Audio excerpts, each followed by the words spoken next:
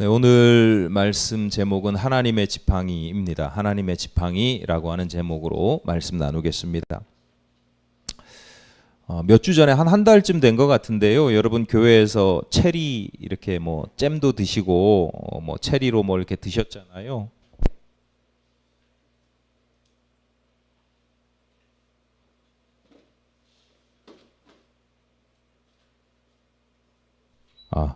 네, 선배 목사님이 이렇게 단체 카카오톡 방에다가 글을 올렸어요. 유통기한이 얼마 남지 않은 냉동 체리가 있으니 필요한 교회에서 좀 가져갔으면 좋겠다. 장소가 그 나눠주는 장소가 여기 경기도 광주 가까운 곳이고 아무래도 빨리 물건을 빼오는 게 도움이 될 것 같아서 전화를 드렸어요. 여차저차해서 저희도 하나 받아갈게요. 한 박스가 18kg이라고 하니까 제가 한 2박스만 가지고 와도 되겠습니까? 그랬더니 선배님이 무슨 소리야. 주변에 아는 후배 목사들 불러서 30박스는 가져가야 돼. 30박스는 저희가 도저히 소화가 안 됩니다. 어디 냉동시설, 냉장시설이 있어야 그걸 어떻게 할 텐데, 그래서 그 사정해서 그럼 10박스만 가져오겠습니다. 그래서 180kg를 가지고 왔다가 처음에 생각은 낱개로 소포장된 건 줄 알았어요. 교회 가지고 와서 뜯어보니까 벌크 포장이에요. 18kg가 한 덩이에요. 다 이렇게 알알이 냉동을 시키긴 했는데 어쨌거나 한 덩이 18kg라서 갑자기 이제 큰일이 난 거예요. 이게 녹았다가 다시 얼면 뭉쳐버리잖아요. 그래서 최대한 냉장고를 교회 냉장고에 넣을 수 있는 건 넣고 뭐 이렇게 저렇게 하고, 갑자기 지방에 이제 목사님하고 또 카페를 운영하는 교회가 있어서 거기 전화를 해서 그냥 떠맡기듯이 사모님 죄송해요, 일거리를 갑자기 맡겨드리네요 이러면서 이렇게 나눠 드렸어요. 그리고 우리 교회에서 청 담궈서 또 잼도 만들고 청도 담궈서 그렇게 먹었죠. 나중에 알고 봤더니 그 도중에 이제 알고 봤더니 그 냉동 체리를 가져가라고 했던 목사님의 친한 친구가 사업을 하는데 그 친구의 사업 파트너예요. 그 친구의 사업 파트너가 이 체리로 잼을 만들어서 대기업에 납품하려고 하다가 그렇게 계약이 이제 될 것 같다가 갑자기 계약이 취소되는 바람에 날라간 거예요. 계약이 날라가는 바람에 원가로 3억 원어치, 네, 안타깝지만 그렇게 된 겁니다. 며칠 후에 어느 토요일 날 다른 선배 목사님에게서 전화가 왔어요. 감리교회에서 대대적으로 기도 운동을 할 계획이라는 거예요. 전국에 365개 교회가 한 교회당 하루씩 365일 24시간 쉬지 않고 감리교회 영적 갱신과 여러 가지를 위해서 기도를 했으면 좋겠다. 릴레이 기도를 하는 운동을 하려고 한다. 그렇게 1년만 하는 게 아니라 100년 할 거다. 그래서 제목이 100년 기도 운동이에요. 그래서 왜 전화하셨냐 그랬더니 동참해 달라는 게 아니라 그 일을 추진하는데 좀 도움을 달라는 거예요. 그래서 제가 여러 가지로 어렵다. 개인적으로 제가 그러니까 그분이 원하는 이런 일들을 해달라고 하는 게 제 성향상 그런 게 잘 안 되는 거 아시지 않습니까? 제가 사무실에서 기획하거나 뭐 이런 거는 좀 하는데 사람들 만나가면서 섭외하고 뭐 이런 것들 잘 못하지 않습니까? 그랬더니 3개월만 도와달래요. 딱 추진하는 3개월만 도와달래요. 뭐 제가 기도를 싫어하진 않지만 기도를 또 운동처럼 하는 거에 대해서는 또 좀 그렇게 좋아하지도 않거든요. 그러니까 시간을 정해놓고 과제하듯이 성과를 내듯이 막 기도하는 것에 대해서 굉장히 좀 조심스러워하는 편이에요.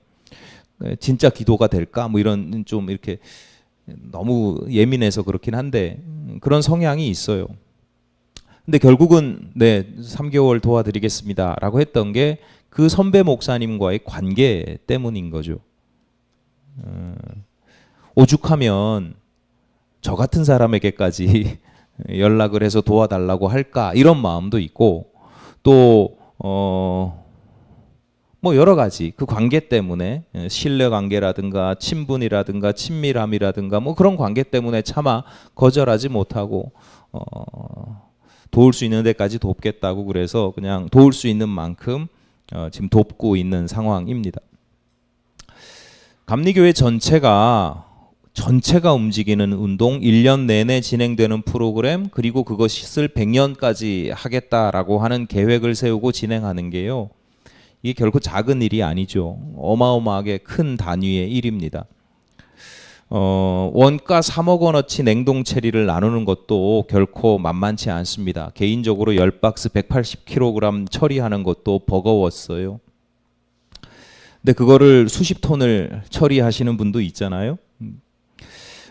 그 엄청난 일들이라는 것이 진행될 때 중요한 열쇠가 있었는데 그게 뭐냐면 인맥인 거죠. 인적 네트워크, 쉬운 말로 지인, 아는 사이, 관계. 선배 목사님이 냉동 체리를 얻을 수 있었던 것도 인맥 때문이었고 아는 친구의 친구, 그 다음에 그것을 또 나눌 수 있는 여러 교회에 나눌 수 있었던 것도 마찬가지로 아는 사람들, 그냥 아는 정도가 아니라 친한 사람들이기 때문입니다. 기도 운동도 마찬가지입니다. 선배 목사님이 몇 년 만에 저한테 전화를 한 거거든요. 몇 년 만에 저한테 전화를 한 이유는 저를 알기 때문에, 개인적으로 저를 안다고 하는 게 잘 알기 때문에, 친하기 때문에, 맡겨도 일을 맡길 만한 사람을 여러 사람, 우리 연회에 뭐 사람 아는 사람이 한둘이겠어요. 뭐 여러 사람 있는데 적재적소에 요 정도면 괜찮겠다라고 판단할 될 정도로 아는 사람, 한때 가까이 지냈던 기억, 차마 거절할 수 없는 그런 신뢰의 관계, 친밀한 관계, 또는 거절하지 못하는 성품, 이런 것들이 다 작동하는 거죠. 어쨌거나 이런 인맥이라든가 우리가 그냥 뭐 아는 사이야 라고 하는 것이 굉장히 작은 부분일 수도 있는데, 그 작은 일들이 어떤 경우에는 큰 일을 시작하거나 큰 일을 도모하거나 큰 일을 이루는 데 있어서 아주 결정적인 역할을 할 때가 있다라고 하는 겁니다. 아주 크고 육중한 문이 잠겨 있으면 아무리 밀어도 소용이 없잖아요. 그런데 작은 열쇠 하나만 있으면 그 문을 쉽게 움직일 수 있습니다. 물론 열쇠 하나 때문에만 움직이는 건 아니죠. 열쇠 하나 때문에만 움직이는 건 아니지만 그 열쇠가 결정적인 역할을 하는 겁니다. 우리가 살아가다 보면 이런 일들이 무지 많아요. 몇 주 전에 어느 평일날 박은경 권사님이랑 김은경 권사님이랑 교회 하루 오셔서 교회 주방을 다 뒤집어서 정리를 하시고 청소를 하시고 정리를 하시고, 그리고 나중에 요건 안 쓰겠다 싶은 조그마한 서랍장 같은 이렇게 가구, 작은 가구라고 해야 되겠죠. 이제 그거를 내놓으시면서 이거 좀 버려주세요. 그래서 폐기물 업체 신고를 하고 이제 버려야 되는 날에 밖으로 내놓으려고 딱 드는데 너무 무거운 거예요. 예전 같으면 아무것도 아닐 텐데 이거 혼자서 못 들겠다 싶은데 다행히도 바퀴가 달려 있더라고요. 이제 가구 전체 크기나 무게에 비교하면 바퀴는 참 작은 존재잖아요. 근데 그 바퀴 하나 때문에 밀고 끌고 해가지고 바깥으로 내놓을 수가 있었어요. 땀 안 흘리고. 가구가 무거우니까 그 무거운 바퀴, 이게 아마 무겁지 않으면 바퀴가 안 달려 있었을 것 같아요. 그러니까 무거우니까 바퀴를 달아놓은 것 같아요. 그 바퀴 하나가 가구 전체를 수월하게 움직이게 하는 열쇠 역할을 하는 겁니다. 이런 일들은 우리 일상에서 너무 부지기수고, 신앙생활도 마찬가지입니다. 우리는 하나님께서 이 세상을 움직인다, 섭리하신다, 그렇게 고백을 합니다. 이 세상을 운행하실 뿐만 아니라 경영을 하신다, 이렇게 고백을 하거든요. 참 외람된 표현이고 오해받기 쉬운 표현이긴 하지만 그 하나님과 연결되는 방법, 그리고 하나님을 움직이게 하는 열쇠가 있습니다. 기도이고 그리고 믿음입니다. 근데 제가 하는 얘기가 아니에요. 성경에서 하시는 말씀이, 예수님께서 하시는 말씀이에요. 이 산을 들어 저 바다에 던질 수가 내 힘과 내 능력으로는 안 되는데 그 능력, 하나님께서는 하실 수 있는 일이라 그 하나님께서 하실 수 있도록 그 하나님의 능력을 열게 하는 열쇠가 있다. 그게 뭐냐? 믿음의 기도라고 하는 겁니다. 하나님과의 신뢰 관계예요. 이게 믿음의 기도라는 게 무조건 믿습니다, 기도합니다, 뭐 아멘 이게 아니라 여기서 믿음의 기도라는 건 하나님과의 쉽게 얘기하면 아는 사이, 인맥인 겁니다. 인맥, 신뢰 관계. 아, 저놈이 기도하면 저건 해줘야 되는 거. 이런 인맥, 그게 믿음의 기도인 겁니다. 여러분, 하나님과 더욱 친밀하시기를 바랍니다. 얼마 전에 몇 주에 걸쳐서 주님께서 가르쳐주신 기도에 대해서 짧게나마 배웠는데 제가 그 설교 말씀을 이렇게 쭉 시리즈로 드리고 나서 그런 생각이 드는 거예요. 이거 배우면 뭐해? 안 하면 그만인데. 기도는 배우고 아는 게 중요한 게 아니라 하는 거, 열심히 기도하는 게 중요한 거잖아요. 예, 배운 거 다 잊어버렸어도 일단은 하는 게 중요한 겁니다. 하나님과 우리가 이왕이면 주님께서 가르치신 기도의 모범을 따라서 그렇게 좀 제대로 기도를 열심히 하다 보면 그 가운데 크신 하나님, 놀라우신 하나님의 능력을 맛보게 되시기를 바랍니다. 모세가 애굽에서 도망쳐서 광야 생활을 하던 중이었습니다. 애굽의 궁전에서의 세월 40년의 세월만큼이나 광야에서 40년 동안 비슷한 세월을 이제는 다 장성해서 광야에서 양을 치면서 지냈습니다. 그러니까 오랜 세월, 그리고 광야라고 하는 삶의 자리가 굉장히 거칠고 초라하고 뭔가 결핍된 삶의 자리잖아요. 지금 뭐 잼버리 뭐 계속 뉴스 나오긴 하지만 이게 도심 한복판에 있는 게 아니니까 광야라는 곳은 그래요. 뭐든지 없어요. 뭐든지 부족하고 있을 때 챙겨놔야 되고 뭐 그런 곳이에요. 그런 곳에서 40년을 살았어요. 근데 나이가 80이 됐어요. 이제 죽을 때가 된 거죠. 젊은 시절에 꿈도 사라지고 열정도 패기도 사라지고 나이 들면 겁도 많아지잖아요. 저도 워낙에 저도 겁이 많은 사람인데 나이 들수록 더 겁이 많아집니다. 부정적으로 보면 겁이 많아진다는 것이고 긍정적으로 보면 신중해집니다. 매사에 이렇게 꼼꼼하게 따져보는 신중해지게 됩니다. 내가 아무것도 아닌 존재로구나. 젊을 때는 뭐 내가 대단한 줄 알고 뭔가 해보려고 패기 넘쳤는데 이제 나이가 들면 야, 나는 수많은 인생의 수많은 점들 중에 이 세상 수많은 사람들 중에 하나밖에 안 되는구나. 내가 얼마나 연약하고 아무것도 아닌 존재인지도 철저하게 깨우쳤습니다. 그러니까 몸의 힘도 빠졌지만 마음과 생각의 힘도 다 빠졌을 때 하나님께서 바로 그때 모세를 부르셨습니다. 내가 남아있는 힘이 아무것도 없고 할 수 있는 게 별로 없다. 절감하고 있을 때, 그럴 때 하나님께서 모세를 부르실 뿐만 아니라 모세에게 야, 너 이 일을 좀 해라고 사명을 맡기십니다. 근데 그 일이 어마어마한 일입니다. 민족을 구원하는 거예요. 민족을 해방시키는 겁니다. 민족의 지도자가 되어서 대제국 애굽의 바로와 대결하라고 하십니다. 그러니까 모세 입장에서, 여러분이 모세 입장이라면 어떻겠어요? 당연히 이게 믿을 수도 없는 일이고 감당할 수 없는, 당연히 망설이는 거 저는 망설이지도 않았을 것 같아요. 못해요. 말이 되는 소리를, 하나님 지금 말이 되는 소리를 하셔야죠. 주저하게 되는 게 당연하지 않겠습니까? 그래서 모세가 성경을 보면, 출애굽기를 보면 모세가 계속 그래서 확인을 합니다. 하나님, 왜 나예요? 내가 누군데? 세상 사람들 참 많은데 왜 납니까? 내가 누군데요? 라고 자꾸 확인을 하고요. 그 다음에 묻는 게, 나를 부르시는 당신은 누구십니까? 이렇게 물어요.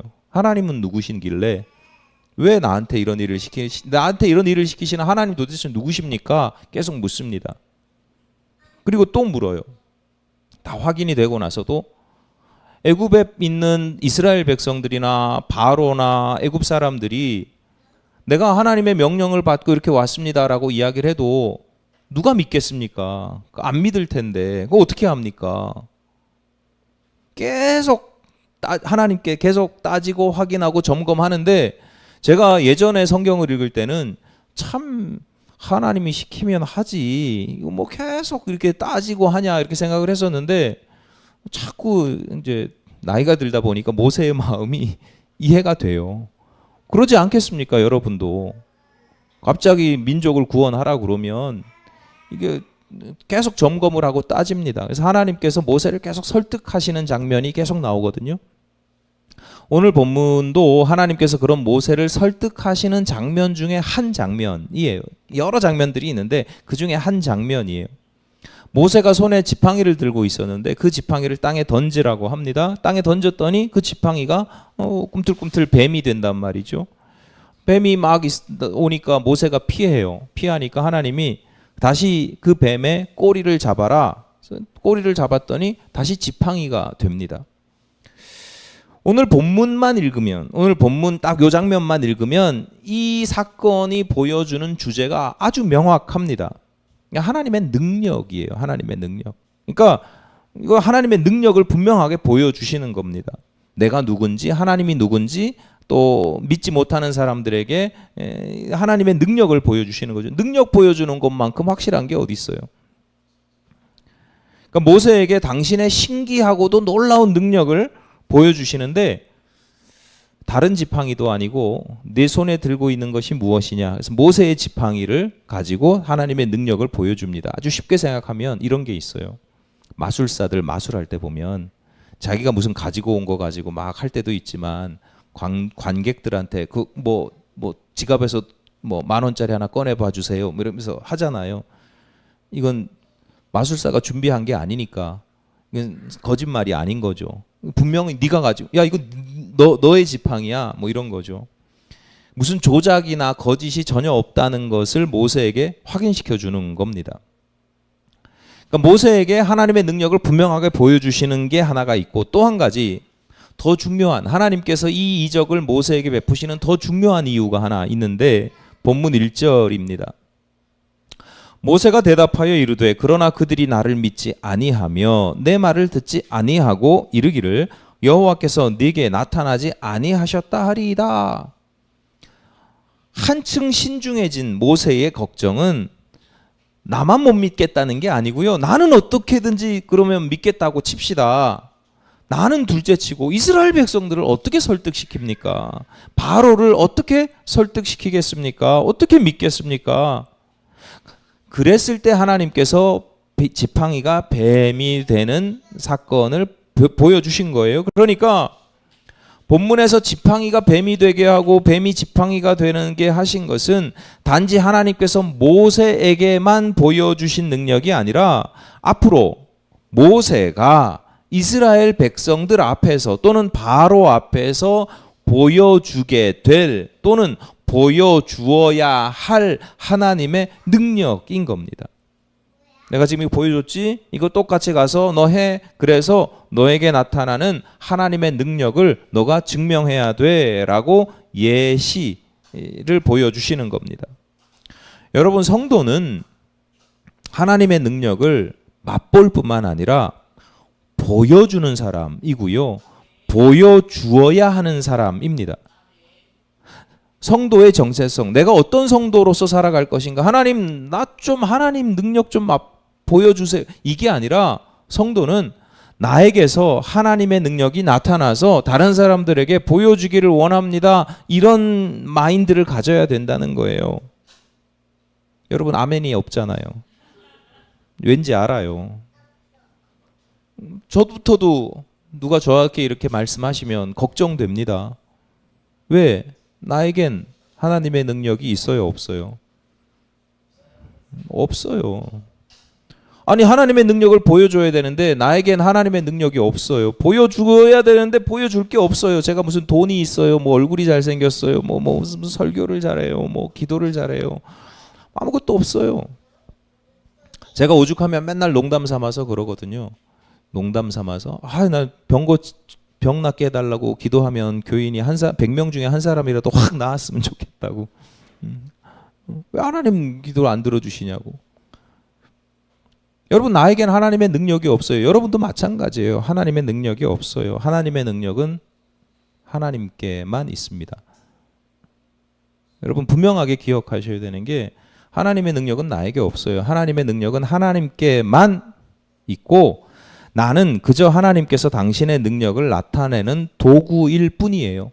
어디 가서 누가 나는 하나님의 능력이 있습니다. 나는 예전에 그런 목사님도 봤어요. 저는 기도하면 병 고치는 은사가 있는데 그 능력이 나한테 있는데 나는 특히 간의 뭐라 그러지?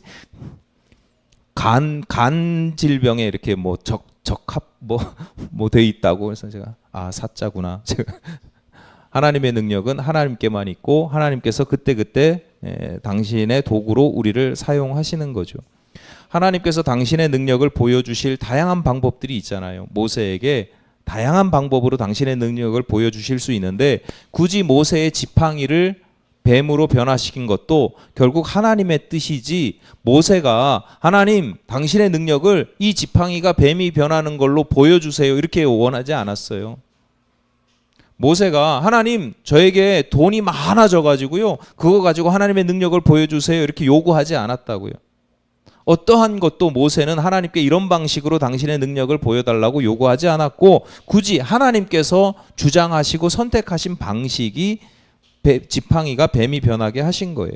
그러니까 하나님께서 나를 어떻게 사용하실지 또는 나를 통해서 어떤 모습으로 당신의 능력을 나타내실지 우리는 모르는 겁니다. 나는 모르는 거예요. 하나님 뜻이에요. 하나님께서 이놈은 이렇게 쓰는 게 좋겠다. 저놈은 저렇게 쓰면 좋겠다. 라고 하시면 하나님의 뜻대로 사용하시는 겁니다. 그러나 그 뜻과 방법은 내가 모르지만 오직 하나님께만 달려있지만 한 가지 확실한 건 뭐냐? 하나님께서 당신을 믿고 따르는 성도들에게 당신의 능력을 나타내신다는 것이고 더불어서 나를 통해서 우리를 통해서 당신의 능력을 세상 가운데 드러내신다는 겁니다. 그러니까 여러분에게는 여러분의 지팡이가 있는 것이고 하나님께서는 각자 다른 지팡이를 하나님의 뜻대로 사용하시는 겁니다. 서울 양화진에 가보면 외국인 선교사 묘원이 조성되어 있는데 총 417명의 안장자가 있어요. 다 외국인들인데 그중에 딱 2분만 일본 사람이에요.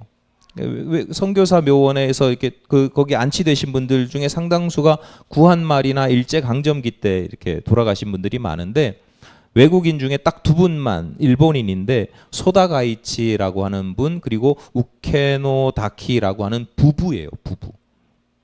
일제 강점기에 1000명 이상의 조선인 고아들을 돌보았을 뿐만 아니라 다양한 모습으로 조선인과 조선의 독립을 위해서 힘쓰고 애쓰고 노력하셨던 분입니다.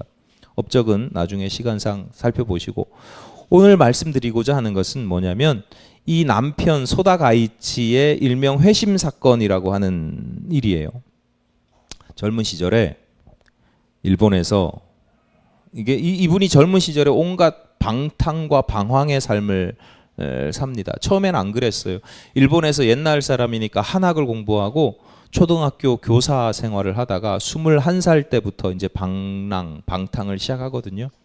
21살 때 초등학교 교사 하던 분이 나가사키에 이제 외국 사람들 막 왔다 갔다 하고 나가사키 짬뽕이 유명한 이유가 거기가 중국 노동자들이 와서 뭐 일하면서 중국 사람들한테 먹을 수 있는 음식을 새로 만든 게 그게 나가사키 짬뽕이잖아요. 그 항구 도시에 가서 광부로 일합니다. 21살 때 초등학교 교사하다가 21살 때 나가사키에 가서 광부로 일하다가 25살에 홍콩으로 건너가요. 홍콩에서 노르웨이 상선에서 선원 노릇을 하다가 또 그 다음에는 대만으로 가가지고 독일계 공장에서 한참 일하다가 나중에 중국 본토로 가가지고 신해혁명에도 가담을 하고 그렇게 막 10수년을 젊은 시절 이것저것 다 하다가 어느 곳에도 정착을 하지 못하고 다시 대만으로 돌아와서 이제 몇 번의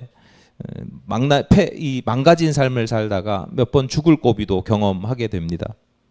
결국 아무것도 못하고 21살 때 한참 그 세계 역사의 격변기였잖아요. 또 이해되는 측면도 있어요. 21살 때 방랑을 시작했다가 37살에 고향 야마구치현으로 돌아옵니다. 근데 젊은 시절에 세계를 그 당시로 보면 넓은 세계를 다 돌아보고 뭐 얼마나 아는 게 많겠어요. 본 것도 많고. 근데 내가 지금 이룬 건 하나도 없고 너무너무 열패감에 사로잡히는 거예요. 그래서 날마다 술을 마십니다. 술을 마시고 알코올 중독자의 삶을 살다가 어느 날 길거리에서 쓰러져서 이제 죽어가던 중이었는데, 다음날 눈을 딱 떴는데 여관방이에요. 여관 주인이 말하기를 어느 이름을 밝히지 않은 한 조선인이 당신을 업고 여관에다가 데려다 주고 식비, 숙박비, 약값까지 다 주고 돌아갔다라고 하는 이야기를 듣습니다. 당시 일본에서 조선인으로 살아간다고 하는 것이 얼마나 열악하고 힘든 삶인지를 소다 가이치가 너무 잘 아는 거예요. 지금도 그렇잖아요. 지금도 이주민 노동자들 뭐 온도가 40도가 넘는 비닐하우스에서 하루 12시간씩 막 그렇게 일하거든요. 지금 말도 안 되는 일인데, 하여튼 그런 삶을 살아가는, 그 당시도 뭐 상황은 다르지만 어쨌거나 비슷한, 조선인들이 얼마나 힘들게 어렵게 살아가는지를 소다 가이치가 너무 잘 알고 있었기 때문에 조선 사람이 나를 구했다고 너무너무 깊이 감동을 합니다. 그리고 내가 이제부터는 나를 구해준 이름 없는 그 조선인의 조국의 은혜를 갚아야 되겠다. 그 순간 방탕하던 삶을 다 청산을 합니다.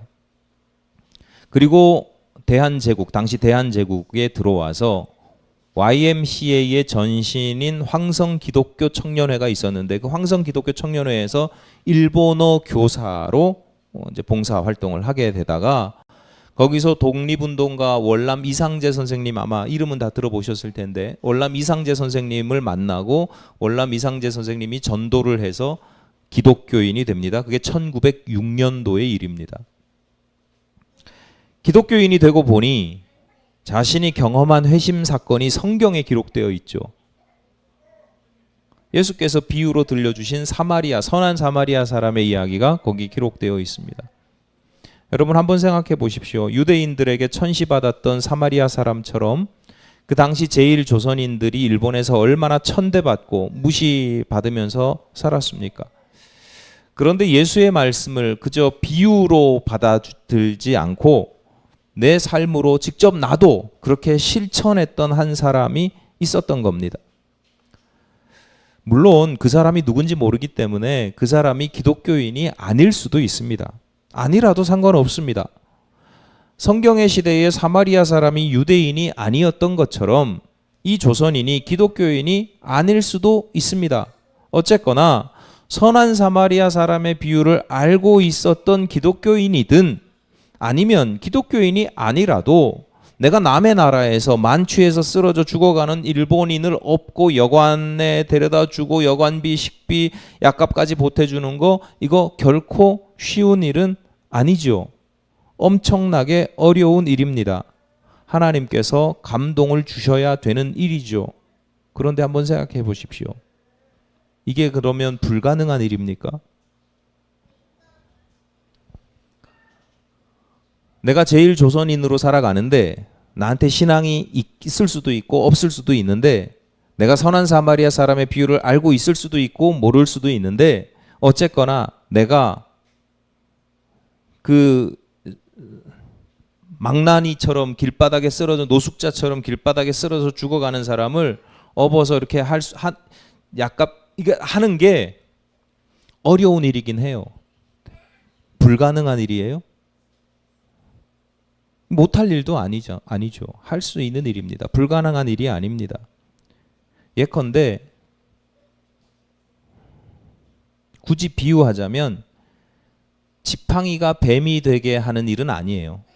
하지만 비유하자면 지팡이를 던지는 일에 가깝습니다. 모세가, 목자인 모세에게 지팡이가 매우 유용한 도구이거든요. 필수품입니다.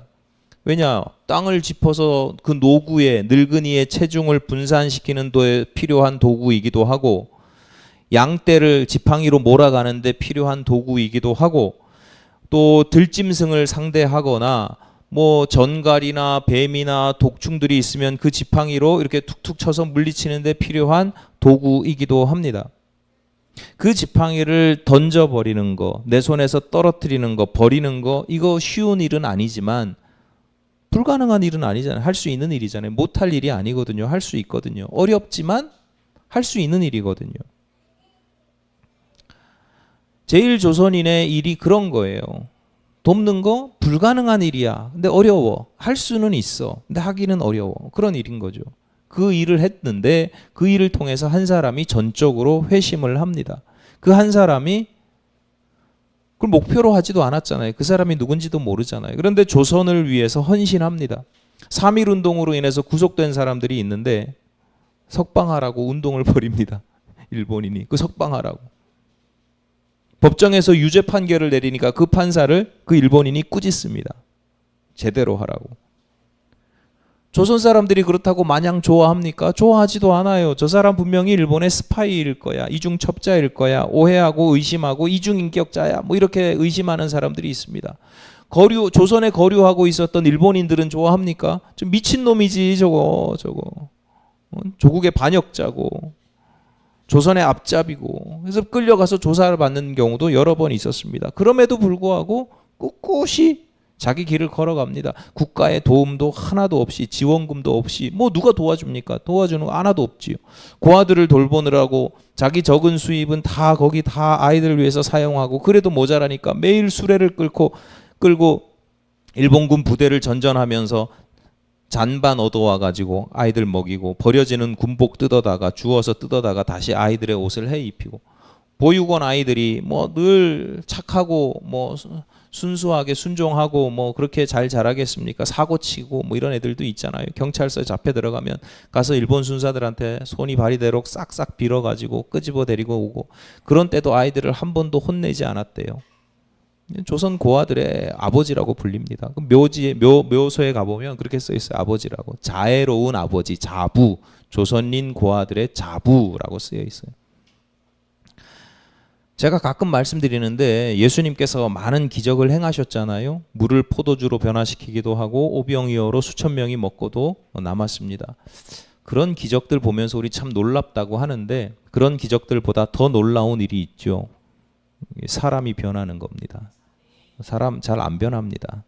어떤 사람은 절대 사람 변하는 거 안 믿는다고 그러잖아요. 검은 머리 짐승은 안 거둔다고 그러잖아요. 진짜예요. 사람 변하는 거 기적입니다. 그러니까 소다 가이치가 어느 날 한순간에 탁 변화된 거? 뭐 그럴 수 있어. 드라마틱하게 영화에서나 드라마에서나 뭐 성경에서나 흔히 볼 수 있는 일이니까 그럴 수 있어라고 생각하기 쉽지만 이거 아닙니다. 기적입니다. 물이 포도주로 변하는 것보다 오병이어로 5천 명이 먹고 남는 것보다 어쩌면 더 귀하고 더 놀라운 기적이라고 할 수 있습니다. 오늘 본문 우리가 읽은 본문의 상황에 비유하자면 지팡이가 뱀으로 변하는 기적 같은 일입니다. 하나님께서 하시는 일이고 하나님의 능력이 나타난 겁니다. 그런데 그 능력이 나타난 계기가 있다는 거죠. 제1조선인이 자신의 지팡이를 던진 일입니다. 던지지 않으면 그 기적이 일어나지가 않아요. 할 수 있는 일을 통해서 할 수 없는 일들이 일어나는 겁니다. 오늘 설교 제목이 하나님의 지팡이입니다. 오늘 본문 출애굽기 4장 1절부터 4절까지만 읽으면 이 지팡이는 누구의 지팡이냐면 모세의 지팡이입니다. 하나님께서 그런데 그 지팡이 모세의 지팡이를 사용하시고요. 오늘 본문의 사건에서만 사용되는 게 아닙니다. 중요한 건. 앞서 말씀드린 것처럼 애굽의 바로 앞에서 지팡이가 뱀으로 변하는 이적을 행하게 됩니다. 이때는 모세의 지팡이가 아니고 아론의 지팡이입니다. 모세가 아론에게 출애굽기 7장 9절에서 10절 말씀 보겠습니다. 바로가 너희에게 이르기를 너희는 이적을 보이라 하거든 너는 아론에게 말하기를 너의 지팡이를 들어서 바로 앞에 던지라 하라. 그것이 뱀이 되리라. 모세와 아론이 바로에게 가서 여호와께서 명령하신 대로 행하여 아론이 바로와 그의 신하 앞에서 지팡이를 던지니 뱀이 된지라. 오늘 본문에서 보여주신 목적대로 지팡이를 바로 앞에서 던져서 뱀이 되게 하는 하나님의 능력을 보여줍니다. 그런데 이것만이 아니라는 거죠. 애굽에서 결국은 바로가 이스라엘 백성들을 보내주질 않기 때문에 10가지 재앙을 내리는데 그 10가지 재앙 전부는 아니지만 그 10가지 재앙 중에 일부에서도 하나님께서 모세에게 지팡이를 들어서 재앙을 일으키라 라고 하는 말씀을 하시고요. 결정적으로 홍해를 가를 때도 출애굽기 사건에서 아주 결정적인 장면이 홍해를 건너는 사건인데 그 홍해를 가를 때도 지팡이를 들어서 그냥 해도 되잖아요. 하나님 이게 지팡이가 중요한 게 아니잖아요. 그냥 명령하면 되잖아요. 근데 지팡이를 들으려고 그러고 지팡이를 들어서 홍해를 가르는 사건을 기록하고 있습니다.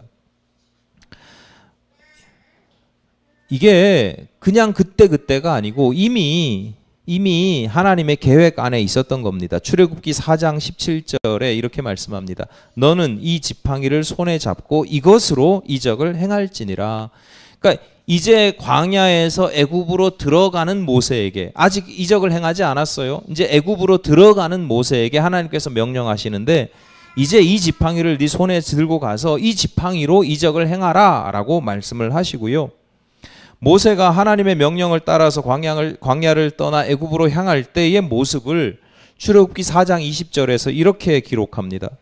모세가 그의 아내와 아들들을 나귀에 태우고 애굽으로 돌아가는데 모세가 뭐를? 하나님의 지팡이를 손에 잡았더라. 모세가 자기 지팡이를 손에 잡았더라 이렇게 기록하지 않고 벌써 그때 모세가 하나님의 지팡이를 손에 잡았더라 이렇게 기록을 합니다. 출애굽기 17장 9절에도 등장합니다. 모세가 여호수아에게 이르되 우리를 위하여 사람들을 택하여 나가서 아말렉과 싸우라. 내일 내가 하나님의 지팡이를 손에 잡고 산꼭대기에 서리라. 아말렉과 전쟁이 일어났는데 여호수아를 비롯한 젊은이들은 전쟁을 해 우리 늙은이들은 산꼭대기에 올라가서 하나님께 기도할게 라고 이야기를 하는데 모세가 뭐라고 이야기냐면 내가 기도할 때 하나님의 지팡이를 손에 들고 기도할 거야 라고 이야기를 했다는 거예요. 그러니까 모세는 자기가 가지고 있던 지팡이를 내 지팡이를 들고가 아니고 모세는 내가 가지고 있는 이 지팡이가 누구의 지팡이라고요? 하나님의 지팡이라고 하는 인식을 분명히 하고 있었고 하나님께서도 모세에게 분명하게 그 인지를 할 수 있도록 그 인지 너가 가지고 있는 지팡이는 너의 지팡이가 아니고 이제부터 하나님의 지팡이라고 하는 인식을 분명하게 심어 주신 겁니다. 그러니까 오늘 본문의 사건을 그 계기가 오늘 본문의 사건이에요. 그 시작이 인식하게 된 그 시작이 오늘 본문의 사건이에요. 오늘 본문의 사건을 경험한 모세에게 이 지팡이가 더 이상 이젠 나의 지팡이가 아니구나. 하나님의 지팡이구나. 하나님께서 이 지팡이를 통해서 당신의 능력을 보여주라고 하시는구나. 그런데 보통 그러면 이런 장면에서 설화나 신화나 이런 데서 보면 만약에 그런 장면이 딱 시작되려면 모세가 기도하는데 하늘에서 뭐가 쫙 내려와 가지고 보니까 황금 지팡이가 탁 내려왔더라. 뭐 보통 이런 식으로 이야기가 되거든요. 신화나 설화 같은 거 보면 그래요. 단군 신화든 무슨 보면 하늘에서 무슨 상자가 내려왔는데 열어봤더니 보자기 있고 안에 뭐 빛나는 황금 알이 있더라. 뭐 이런 식이거든요. 근데 하나님은 모세에게 네가 가지고 있는 게 뭐냐? 그 지팡이가 하늘로부터 내려온 게 아니라 모세가 가지고 있던 거예요. 본문 2절입니다. 여호와께서 그에게 이르시되 내 손에 있는 것이 무엇이냐? 그가 이르시되 지팡이입니다. 처음부터 모세가 가지고 있던 지팡이입니다. 목자라면 누구나 가지고 있고 이스라엘 사람들, 광야를 살아가는 사람들에게는 누구나 가지고 있던 아주 평범한 도구입니다. 그래서 어떤 목사님은 오늘날의 지팡이가 뭘까? 뭐 이러면서 누구나 가지고 있는 거면 핸드폰인가? 뭐 이러시더라고요. 근데 그럴 수도 있어요. 그러니까 열려 있는 거예요. 열려 있는 거. 누구나 가지고 있는 생활 필수품이에요. 오늘 우리에게도 무엇인지 알지 못하지만 각자 다 다르겠지만 나의 지팡이가 있고 그 지팡이가 무슨 대단하고 은행에 뭐 몇십억 있는 게 아니고 뭐 대단하고 무슨 내가 건물 하나 가지고 있는 게 아니고 무슨 뭐 어마어마한 전 세계에 몇 개밖에 없는 자격증을 가지고 있는 게 그런 게 아니고 아주 평범하고 사소하고 일상적인 도구로서의 지팡이가 있습니다. 그런데 그 도구를 하나님께서 당신의 지팡이, 하나님의 지팡이로 삼으신다는 거예요. 오늘 본문의 지팡이처럼 어떤 물건일 수도 있고요. 나의 재능일 수도 있고 어쩌면 나의 말투일 수도 있고요. 뭐 나의 직업일 수도 있고 또는 아까 말씀드렸던 것처럼 나의 어떤 인맥이 될 수도 있습니다. 하나님은 그 평범하고 작은 도구로 하여금 모세의 손에 있을 때는 정말 평범하고 그냥 일상적인 도구였는데 그 작은 도구로 하여금 놀라운 하나님의 이적을 나타내는 도구로 사용하십니다. 내가 가지고 있는 소유, 내가 가지고 있는 지팡이뿐만 아니라 나 자신도 마찬가지입니다. 여러분 한번 생각해 보세요. 내가 이 세상 가운데 얼마나 초라하고 연약하고 아무것도 아닌 평범한 인생입니까? 하지만 하나님의 손에 잡히시면 하나님께서 나를 당신의 지팡이로 사용하신다라는 거예요. 지팡이가 뱀이 변하게 되기도 하고 홍해를 가르기도 하고. 여러분과 여러분이 가진 작은 것들이 하나님의 지팡이로 사용되기를 바랍니다. 그래서 여러분이 하나님의 능력을 맛보는 것도 중요하지만 세상에 그 하나님의 능력을 보여주는 성도로 살아가시기를 바랍니다.